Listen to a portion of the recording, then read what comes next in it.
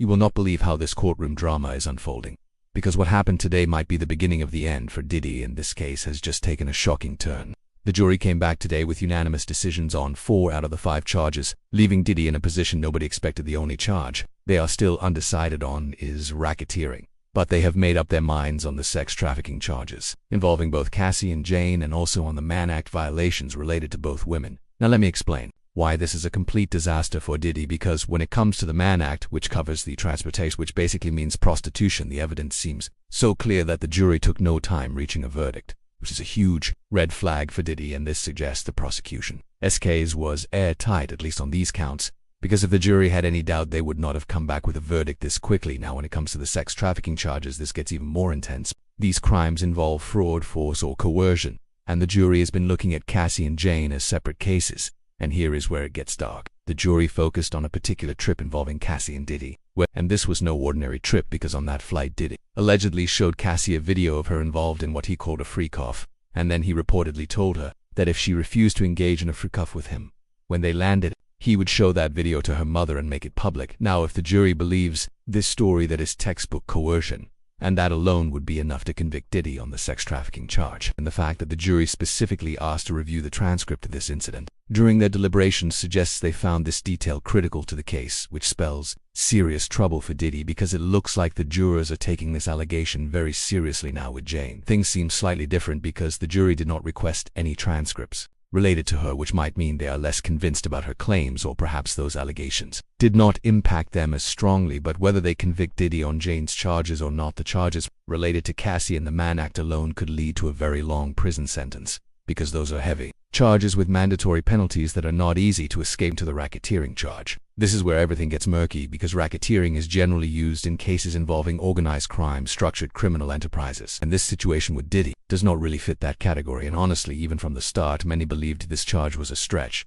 and it seems the jury feels the same way, because they told the judge they are split on this charge, and it is not a simple situation where 11 jurors are on one side and 1 is on the other. Instead, there are several jurors on both sides of the argument, and they are completely deadlocked, and despite the judge instructing them to keep deliberating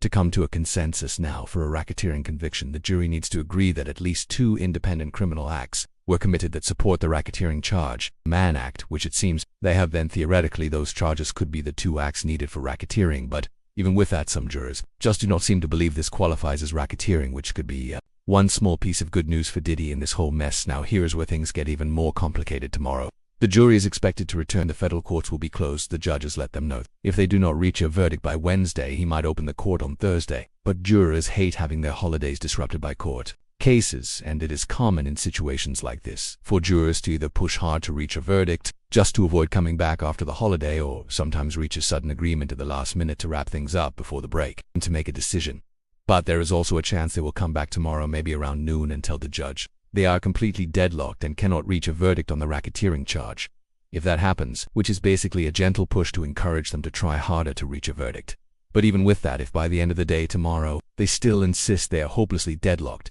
especially on the racketeering, and declare a mistrial on the racketeering count, which would mean Diddy gets convicted on the other charges but not on racketeering. And honestly, if that happens and Diddy is already facing convictions on 3 or 4 of the other counts, and will go through the hassle of retrying him on the racketeering charge, because they will have already secured a major legal victory, and Diddy will be facing enough serious prison time that a racketeering retrial would not make much difference. Now this brings us to the atmosphere inside the courtroom today, because when the session ended and Diddy heard that the jury had reached verdicts on 4 out of the 5 charges, he reportedly turned to his family, who was sitting in the gallery, and quietly told them that he will be okay. Now you could interpret that in a lot of ways. Maybe he was just trying to reassure them, because he knows deep down that he is headed to prison and wanted to sound strong in front of them, or maybe he genuinely believes that he can somehow survive this legally. But looking at everything that happened today, especially the quick verdicts on some of the most damaging charges, and the fact that the jury was focusing so much on the most incriminating evidence, it really looks like Diddy is in deep trouble, and there might be no easy way out for him.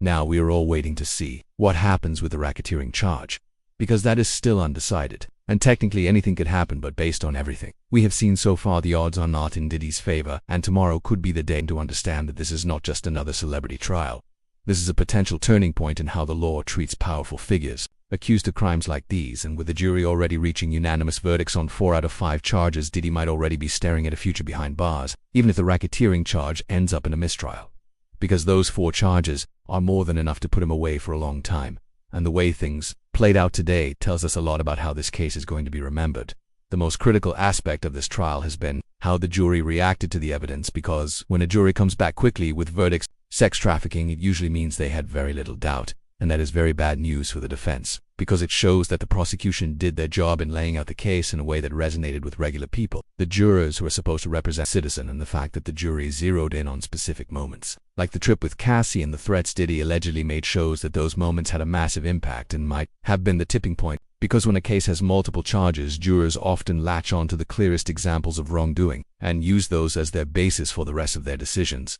And that appears to have happened here with Cassie and Diddy, and that puts the spotlight back on how the defense handled this case. Because if you think about it, their job was to create reasonable doubt in the minds of at least one juror on each charge, and clearly that did not happen for most of these counts, because when jurors ask for specific transcripts during deliberations, it usually means they are trying to confirm details that support a guilty verdict, not details that suggest innocence. In the fact that they asked for Cassie's transcript and not Jane's could mean that Cassie's story held more weight in the room where decisions were being made. And that brings us back to the racketeering charge, which is still hanging in the balance, because while the jury seems stuck on this one, they have not completely given up yet, and the judge is still pushing them to find a way forward. But even if they do not, the outcome of this charge is not going to change the reality that Diddy is now facing some of the most serious legal consequences of his life. Because the other charges are already a massive blow, and racketeering or not, this is a landmark case that will likely be remembered for how it peeled back the layers of a carefully crafted public image and exposed something much darker underneath. And speaking of the image, Diddy has always been seen as this larger-than-life figure, someone who built a business empire from nothing and turned himself into a global icon of music, fashion, and entertainment. But what this trial has done is pull back the curtain and show a side of him that many suspected but few dared to say out loud, and that is the real power of this case. Because it is not just about legal consequences, it is about public perception and legacy, and no matter what happens with the racketeering charge, that legacy is now permanently stained. And we also have to consider the ripple effects this could have on the entertainment industry, because cases like this often embolden other victims to come forward, and it sends a message that even the most powerful people are not above the law. And if Diddy gets convicted, which seems very likely at this point, it could open the floodgates for more accusations, more lawsuits, and possibly more investigations into other high-profile figures. And that is why tomorrow matters so much, because the jury knows the weight of what they are deciding, and the public is watching anymore. It is a cultural moment, and with the long holiday weekend approaching, the pressure on the jury is only going to increase, because nobody wants to spend that, which means there is a real chance that they will push themselves to reach a final decision before the break. And if they do, it could all come down tomorrow, and that could mean the difference between a partial win for Diddy or a complete legal disaster.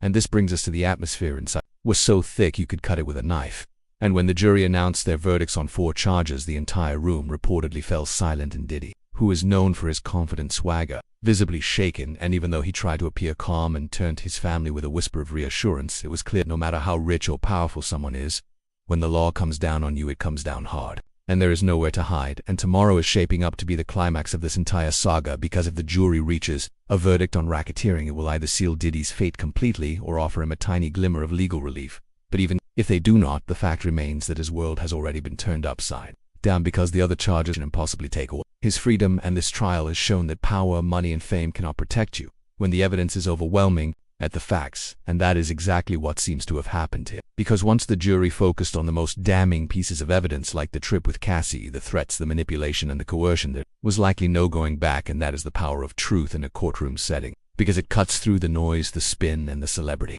status, and leaves only the facts that matter. And tomorrow the world will be watching to see if this jury stands firm on what they've already decided, or if the pressure of the holiday and the judge's instructions push them to make a final decision on racketeering. And either way, this case is going to be remembered as the moment when Diddy went from music mogul to convicted felon, or at the very least accused criminal facing massive legal fallout, because even after the verdicts come down, there will be appeals, reactions from the public, from the industry, and from other victims, and this could very well be the beginning of a much larger reckoning in the world of entertainment and power. And that is why you need to stay tuned, because HollyLeaks will be bringing you every update, every twist, and every shocking revelation as this story continues to unfold. So do not forget to like and subscribe for the latest breaking news and exclusive insights.